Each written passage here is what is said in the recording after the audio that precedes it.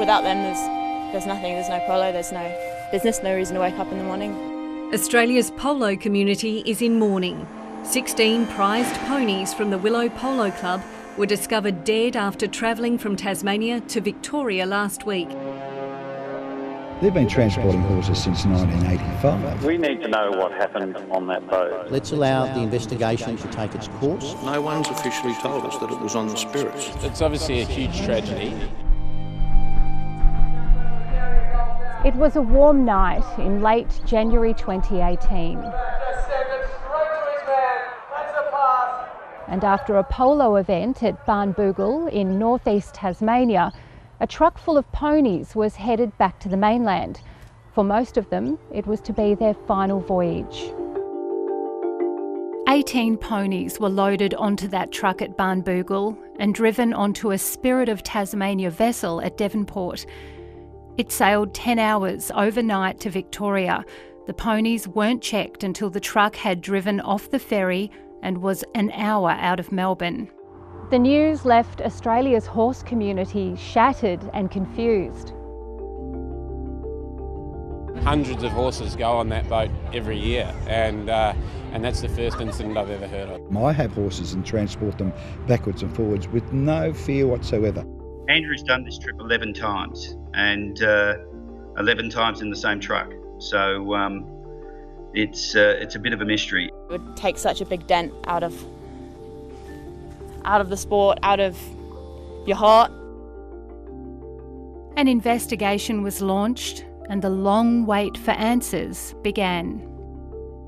The Department of Primary Industries revealed it still does not know why or how the horses died.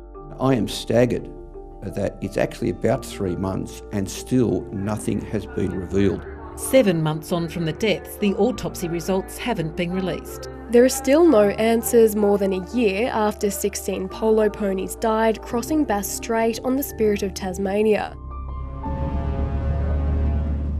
Along the way came news the state-owned TT line was being sued by the driver of the truck and logistics company Cube.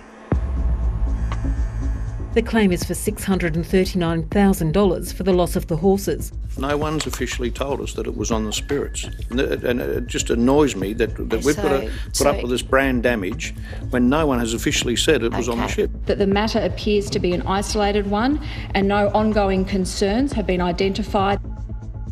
And the ponies weren't the only animals to have died on the boats. Worrying would-be travellers. Quite a few riders have said they're not coming to Tasmania. The sooner that we find out what really happened on that boat, the better. In the end, the truck driver and TT line were charged over the animal deaths. Both pleaded not guilty. When he changed his plea, Andrew Williams' case was dealt with quickly. 4.5 years and multiple court cases later, the owner of some of the ponies has pleaded guilty to transporting the ponies in a trailer and way that put them at risk of suffocation.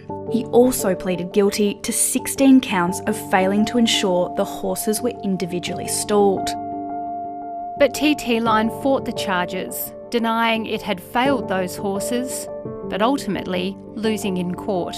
Today, the ferry's operator was found guilty of breaching the state's animal welfare laws. The magistrate found the company had failed to ensure there was adequate ventilation and failed to ensure the horses had enough space. She said if the horses had been individually stalled as required under regulations, they may have survived. They'd been exposed to acute heat stress and asphyxiation, dying of respiratory failure probably about 8 hours into the journey. TT Line responded to the verdict by banning livestock from its vessels. It was a move that sent Tasmania's horse community into a spin. It's really like closing a road for horses going to the mainland. If it remained indefinite, it would be catastrophic. But it didn't. The ban was lifted less than a week later. Alison Costello, ABC News.